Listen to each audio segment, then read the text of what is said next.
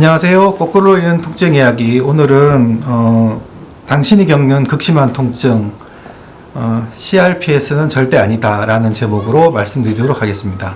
CRPS는 복합 부위 통증 증후군을 말하는 거죠.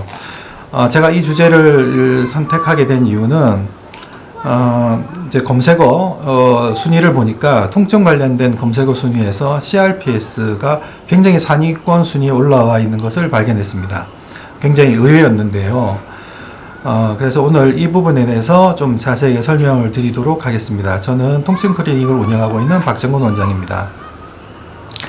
복합 통증 부위 증후군 CRPS는 이제 진단 기준이 매우 까다롭고 특징적인 질환이고 매우 드문 질환입니다.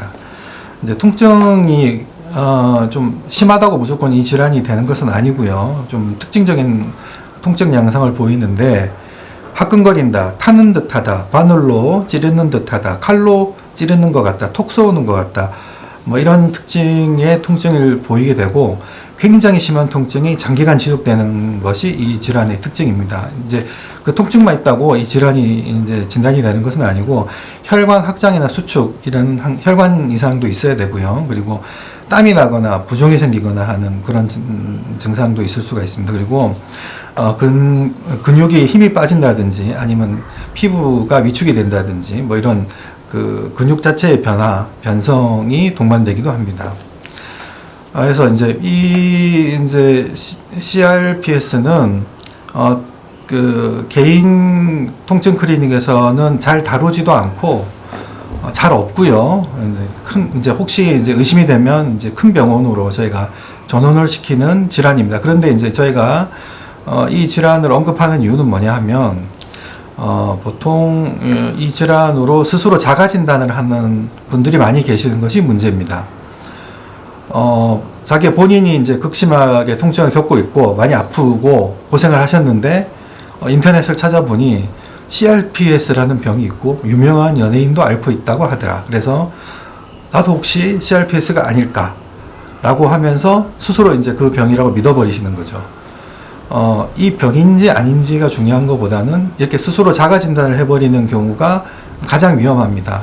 왜 그런지 설명을 드리면, 우리가 아무리 이제 극심한 통증이라고 하더라도 대개는 그 원인과 치료 방법을 찾을 수 있는 경우가 대부분입니다. 이제 간단하게 치료하고 간단하게 좋아지는 병들도 있겠지만 대개는 시간이 걸리고 시행착오를 겪고 이런 치료도 해보고 저런 치료도 해보다가 굉장히 어렵게 원인 부위를 찾고 치료가 되는 경우도 드물지 않습니다. 그래서 이 CRPS라는 단어가 등장하는 순간 우리 질환의 원인을 찾고 치료를 해보려는 노력이 갑자기 없어져 버리게 됩니다. 자기가 이 CRPS라고 믿는 순간 나는 원인을 찾을 수 없어. 나는 치료가 힘들 거야 라고 포기를 해버리시는 게 가장 중요합니다.